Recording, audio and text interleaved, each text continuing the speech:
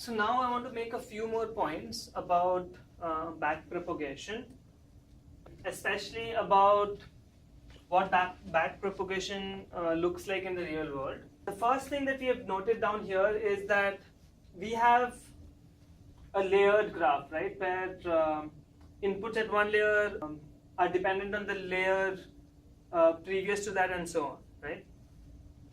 But in the real world, we might not have a graph like this, right? We might have skipped connections. I talked about skipped connections. Sometimes we want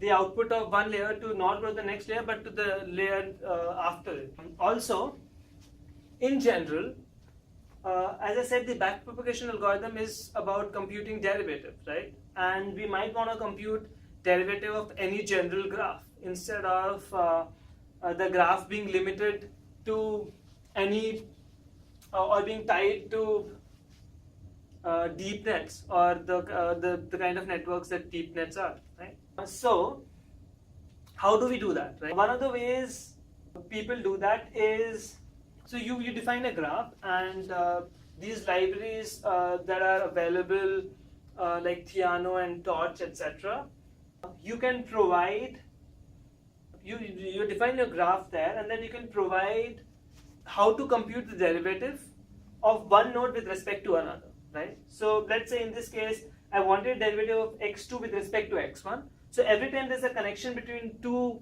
nodes, you just provide a function f to the library saying that, hey, how do I compute d of x2 with respect to d of x1? So let's say there's an incoming node from incoming node into x2 from x1. I want to know how d of x2 is computed with respect to d of x.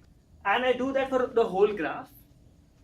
So then my problem just reduces to being able to calculate those, whatever the functions that have been given to me, just call them and then keep summing them for whatever nodes that can be computed in the current backward propagation cycle, right? So at the very first go, I would compute it with respect to this guy, and then with respect to this guy, because I know there are arrows in between, so I know the function associated with them because the user has provided me, and then I compute that, and then I would know the differentiation of this with respect to this guy I just computed, and then I would also know the differentiation of this guy with respect to this guy, and then I multiply them, sum them, and keep doing that for the rest of the cycle. So that's the first thing, right? That I don't necessarily need to be restricted in how these variables are connected with respect to each other, right? The differentiation rule, right? So that's the first thing. The second thing that makes the whole approach generic, and I can use it for much bigger purposes, etc. It's a side note.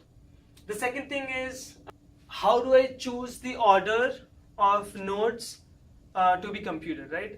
If this is a directed acyclic graph, a topological sort of the directed acyclic graph can give me the number. If this is any general graph, then I move on, and then I see what are its parents, are the conditions satisfied, and so on. It's a little more cumbersome, but I still do it, right? These are two things for a generic implementation.